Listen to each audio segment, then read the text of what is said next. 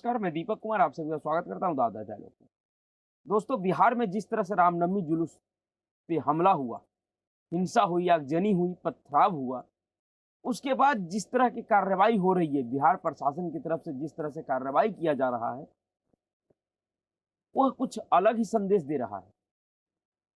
अगर बिहार प्रशासन की कार्रवाई को अगर आप देखें और समझें और उसके बाद बिहार के नेताओं के कार्यक्रम को देखें, तो आपको स्पष्ट तौर पे आप समझ जाइएगा कि यह जो संदेश है, किस लिए और किसको दिया जा रहा है और इससे किसको क्या फायदा होने वाला है। जी हाँ, जिस तरह से बिहार में रामनवमी पे हिंसा हुआ, उसके बाद जो बिहार प्रशासन की कार्रवाई है उसमें अधिकतर जो गिरफ्तारियां हो रही है वो हिंदुओं का हो रही है। और बिहार पुलिस ने जो नाम प्रकाशित किया है, जिसको मुख्य आरोपी के तौर पे देखा जा रहा है, अभी फिलहाल उसमें अधिकतर हिंदू हैं। और कहे तो अभी तो जिनकी नाम प्रकाशित हुआ है सभी के सभी हिंदू हैं। तो यह स्पष्ट तौर पे बिहार सरकार ने और नीतीश कुमार की वर्तमान और नीतीश कुमार और आरजेडी के सरकार ने एक तो स्पष्ट यह संदेश दे दिया है हिंसा के बाद कि उनका मूड क्या है, वो किस दिशा में अपनी राजनीति को लेके जा रहे हैं। पर उससे भी बड़ा संदेश उन्होंने इस हिंसा के बाद जो बड़े बड़े लेवल पे इफ्तार पार्टियां दिया जा रहा है, इफ्तार पार्टी किया जा रहा है, उससे भी उन्होंने एक स्पष्ट संदेश दिया है कि भाई हम आगे का राजनीति कैसे करेंगे। जी हाँ, दरअसल बिहार में जो जातिवादी सोच है, जो जातिवाद का जहर भरा हुआ है बिहार के आम जनताओं के अंदर, उसी जातिवादी सोच का यह तुष्टीकरण के नाम पे, सेकुलरिज्म के नाम पे जो एक गंदी राजनीति करने वाले राजनीतिक दल है, इन्होंने हमेशा से ही फायदा उठाया है। और अब इन्होंने एक एजेंडा तय कर दिया है और यह एजेंडा उस समय तय किया है जब देश में, पूरे देश में हिंदू संस्कृति, हिंदू चेतना का नई जागरण हो रहा है, हिंदू चेतना जागृत हो रही है। उस समय इन्होंने बिहार में इस तरह का मैसेज देकर क्या संदेश दिया है बिहार के, खास करके बिहार के हिंदुओं को। जी हाँ, जिस तरह से बिहार और पश्चिम बंगाल में रामनवमी के जुलूस के हिंसा के बाद OIC, Organisation of Islamic country, जो कि 57 इस्लामिक देशों का एक संगठन है, उसका बयान आया था कि बिहार और पश्चिम बंगाल में जो हिंसा हुआ है वो मुस्लिमों को टारगेट करके हुआ है। सबसे पहले तो एक चीज समझ में नहीं आज तक कि रैली हिंदुओं का, हमला हिंदुओं के रैली पे हुआ और टारगेट उसमें मुस्लिम हो गए। ये कौन सा लॉजिक है, आज तक समझ में नहीं आया। अगर जुलूस अगर मुहर्रम का होता और मुहर्रम के जुलूस पे अगर इस तरह का घटना हुआ होता, तो ये तुरंत कहते कि नहीं नहीं, ये घटना बजरंग दल वालों ने किया है, आरएसएस वालों ने किया है, विश्व हिंदू परिषद वालों ने किया है कि। लेकिन रामनवमी के जुलूस में भी जो घटना हुआ, जो हिंसक पथरावी घटनाएं हुई, जो आगजनी हुआ, उसमें स्पष्ट तौर पे देखा गया कि किस किस तरीके के लोग पथराव कर रहे थे, हिंसा कर रहे थे। उसके बाद भी अभी भी ये कह रहा है कि ये घटना भी बजरंग दल वालों ने ही किया, विश्व हिंदू परिषद वालों ने ही किया, आरएसएस वालों ने ही किया। तो दरअसल बिहार की सरकार जो वर्तमान में है, जेडीयू और आरजेडी का सरकार, उन्होंने एक स्पष्ट संदेश दिया है बिहार के हिंदुओं को कि भाई हम अपने तुष्टीकरण के वोट को खिसकने नहीं देंगे। क्योंकि उसका कारण यह है कि तुम हिंदू आपस में बटे हुए हो, तुम्हारे ऊपर तो कोई भरोसा है नहीं कि तुम किसे वोट दोगे नहीं दोगे, तुम्हारे वोट से हमें कोई मतलब नहीं, लेकिन जो थोक वोट है उसे हम नहीं छोड़ सकते हैं। और इसी वजह से, और इसके बाद एक और बड़ी कारण है कि जिस तरह से बिहार हिंसा पे मुस्लिम देशों का प्रतिक्रिया आया, अब उस प्रतिक्रिया से लाभ कैसे कमाया जाए, ये बिहार के इन राजनीतिक दलों को अच्छे से पता है। इसीलिए ये लोग इतने बड़े बड़े लेवल पे इफ्तार पार्टियां दे रहे हैं, दरअसल ये संदेश पहुंचा रहे हैं उन विदेशी ताकतों को, उन कट्टरपंथी लोगों को, संगठनों को, कि देखो हम तुम्हारे समाज के साथ खड़े हैं और खड़े रहेंगे, हमें कुछ सहायता दे दो। दरअसल ये विदेशी सहायता पाने के लिए ही ये लोग इतने बड़े बड़े लेवल पे ये आयोजन करके स्पष्ट तौर पे संदेश दे रहे हैं कि चाहे कुछ भी हो जाए हम तुम्हारे साथ खड़े हैं और खड़े रहेंगे। यह बिहार के उन लोगों को भी समझने की आवश्यकता है कि किस तरह से आपको जाति में बांटकर, आपको बेवकूफ बनाकर, आप ही के त्योहार पे आप ही के लोगों के साथ घटनाएं घटी और उस यानी कि आप ही विक्टिम हो और आप ही को एक्यूज बना दिया। कितना अच्छा षड्यंत्र है बिहार सरकार का कि जो विक्टिम है वही एक्यूज्ड भी है। और ये सब किस लिए किया? क्योंकि आपको ये जातिवाद के नशे में जातिवादी नशेड़ी बना दिया है। आप ये समझ ही नहीं पा रहे हैं कि ये हमला किसके ऊपर है। ये हमला किसी एक बजरंग दल के ऊपर नहीं है, यह हमला किसी एक संगठन के ऊपर नहीं, ये हमला पूरे समाज के ऊपर है। एक तरह से पूरे समाज को संदेश देने का कोशिश किया जा रहा है कि भाई हम तुम्हारे लिए कुछ भी नहीं कर सकते क्योंकि तुम आपस में बटे हुए हो। तुम्हारे रहने और ना रहने से हमें कोई फर्क नहीं पड़ता। दरअसल बिहार में शुरू से ही EM-YY समीकरण हमेशा से मजबूत रहा है, बहुत ही मजबूत रहा है। और उसी EM-YY समीकरण को साधने के लिए और कुछ विदेशी ताकतों से फायदा उठाने के लिए ये बड़े-बड़े मंच सजाए जा रहे हैं, बड़े-बड़े इफ्तार पार्टियां दिया जा रहा है। नहीं तो इसका और कोई मतलब नहीं, क्योंकि इफ्तार पार्टी पूर्णतः एक धार्मिक कार्यक्रम है। इफ्तार पार्टी का एक धार्मिक अनुष्ठान और जो उस अनुष्ठान के करते हैं उनसे जुड़ा हुआ ये चीज है। ये उन रोजेदारों के लिए है जो दिन भर रोजा रखते हैं। यह कोई पॉलिटिकल या राजनीतिक ड्रामे के लिए नहीं बना है। लेकिन दुर्भाग्य है कि अब इस देश में कुछ ऐसे समूह हैं जो अपने ही धार्मिक कृत्य को राजनीतिक तमाशा बना के रख दिया है। पर बिहार सरकार ने रामनवमी जुलूस से पहले ही बिहार के लोगों को एक और स्पष्ट संदेश दिया था, और ये उस समय दिया था जब बिहार के मजदूरों के ऊपर तमिलनाडु में किस तरह से घटनाएं घट रही थी उसका जब न्यूज चैनलों के द्वारा खुलासा हुआ। उस समय बड़े बड़े टीवी पर डिबेट चल रहा था। जो टीवी डिबेट है, जिन समाचार चैनलों का अलग अलग यूट्यूब चैनल है, उन चैनलों पर डिबेट चल रहा था। लेकिन अब वो एकदम से सब के सब गायब हो गए और उस पूरे मामले में बिहार के मजदूरों का, बिहार के युवाओं का आवाज को दिखाने के लिए किस तरह से मनीष कश्यप को टारगेट किया गया। दरअसल बिहार सरकार ने मनीष कश्यप के माध्यम से ये स्पष्ट कर दिया है और बिहार की वर्तमान प्रशासन ने कि जितने भी सोशल मीडिया पे काम करने वाले लोग हैं, जो बिहार के मुद्दों को दिखाता है, बिहार के सरकार के काले करतूतों को उजागर करता है, वो सब सावधान हो जाए। एक तरह से मनीष कश्यप के माध्यम से उन सभी लोगों पे लगाम लगाने का कोशिश किया है, जो कहीं ना कहीं सफल होती हुई दिख रही है। क्योंकि जिस तरह की घटनाएं बिहार में घटी है और अभी घट रही है प्रतिदिन, ऐसा कोई भी दिन नहीं है जिस दिन बिहार में हत्याएं, बलात्कार, लूट ये नहीं हो रहा है।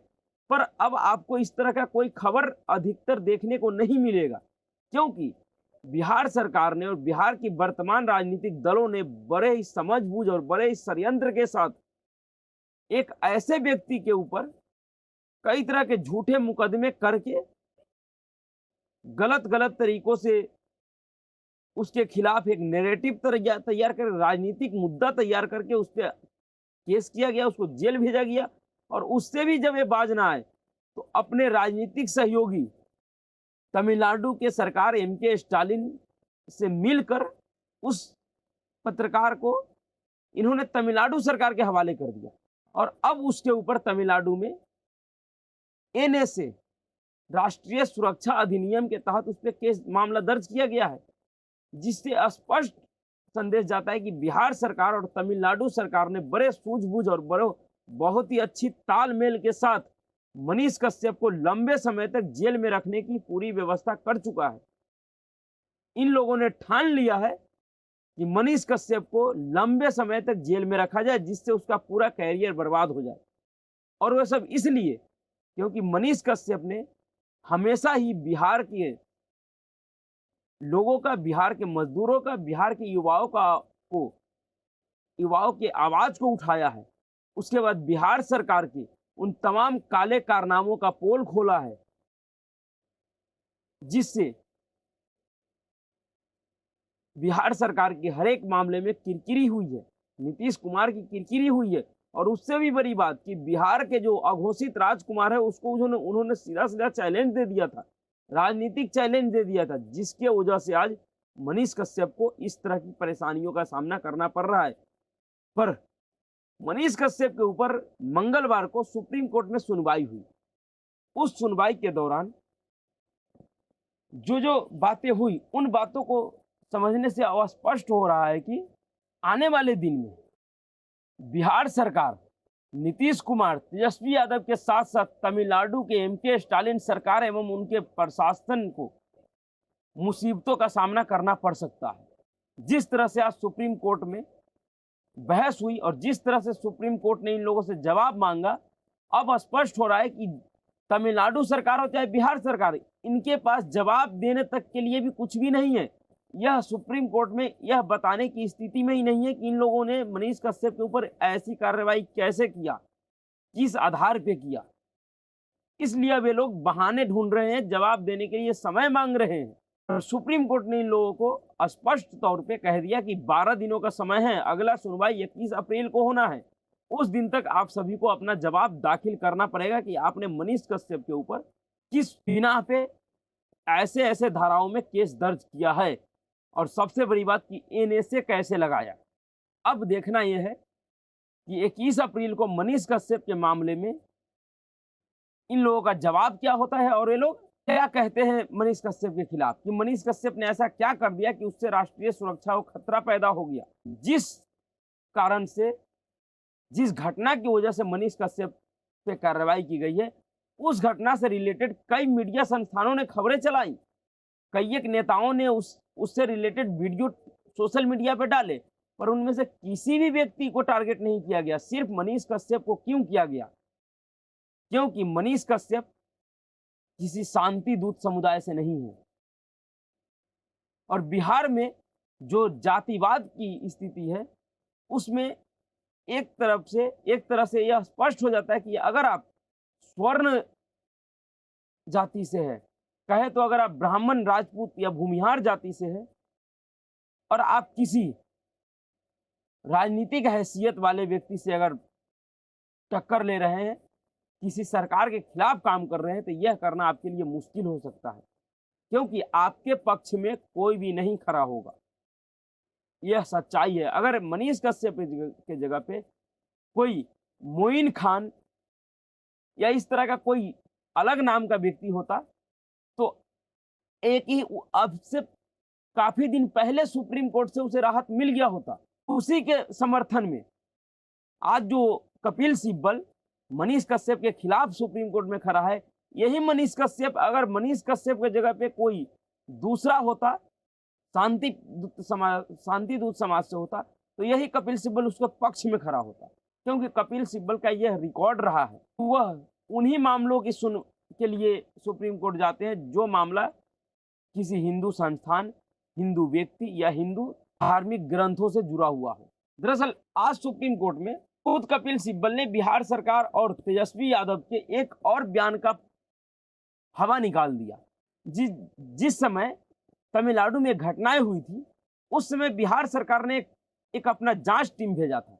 उस जांच टीम ने पता नहीं क्या रिपोर्ट दिया जिसे आज तक सार्वजनिक नहीं किया गया है, पर उस जांच रिपोर्ट के आधार पर, उससे पहले ही बिहार के उप मुख्यमंत्री तेजस्वी यादव ने कह दिया था कि ये सभी मामले फर्जी हैं, कुछ भी नहीं हुआ है, किसी की भी कोई मौत नहीं हुई है, कोई हत्या नहीं हुई है। लेकिन उसी केस में आज तमिलनाडु सरकार की तरफ से जो वकील कपिल सिब्बल थे, उन्होंने कहा कि मनीष कश्यप की हरकतों से मौतें हुई हैं। तो भाई मनीष कश्यप की गिरफ्तारी के बाद तो ऐसी कोई घटनाएं नहीं हुई, और मनीष कश्यप की हरकतों से कौन सी मौत हुई? यह मौत मनीष कश्यप की हरकतों से नहीं हुई है। मनीष कश्यप के इन सब मामलों में पड़ने से पहले ही वहां पे हत्याएं हुई है, क्योंकि और उन्हीं हत्याओं को छुपाने के लिए, उन्हीं विवादों को छुपाने के लिए ये इतने बड़े लेवल पे षड्यंत्र किया गया, जिस षड्यंत्र का पर्दाफाश करने के लिए मनीष कश्यप तमिलनाडु भी गया था, जिसके वजह से आज उसको इस तरह की परेशानियों का सामना करना पड़ रहा है। पर उम्मीद है कि आने वाले दिनों में मनीष कश्यप के मामले में बिहार सरकार, नीतीश कुमार, तेजस्वी यादव और तमिलनाडु सरकार और उसके प्रशासन का बहुत ही बुरा हाल होने वाला है।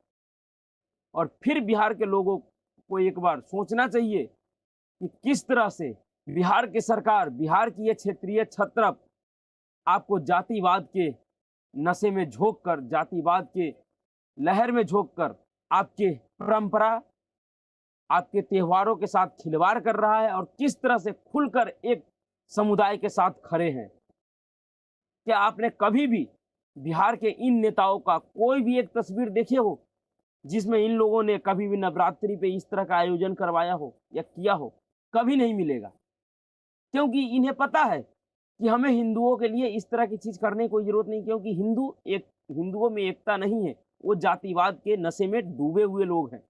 उनको जातिवाद से ऊपर वो सोच ही नहीं पाते हैं। पर जिन समाज के साथ ये खड़े होते हैं, उनके अंदर कितना भी मतभेद हो, पर वो राजनीतिक तौर पे इकट्ठा है और मजबूत है, इसीलिए उनकी बात हर जगह सुनी जाती है। उनके पक्ष में हर कोई खड़े हो जाते हैं, चाहे सरकार की बात हो या सुप्रीम कोर्ट की बात हो। पर आपके लिए कोई खड़ा होने को तैयार नहीं होता है, क्योंकि आपने अपना पहचान इसी तरह की का बना रखा है राजनीति में।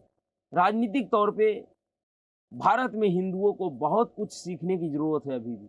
उसी के साथ बिहार में फिर से बिहार के मुख्यमंत्री प्रधानमंत्री पद के सपने देखते हुए फिर आज से उन्होंने इन तमाम EMY समीकरण के खेल के बाद अब राष्ट्रीय स्तर पे फिर से विपक्षी एकता का ड्रामा करने के लिए निकल गए हैं।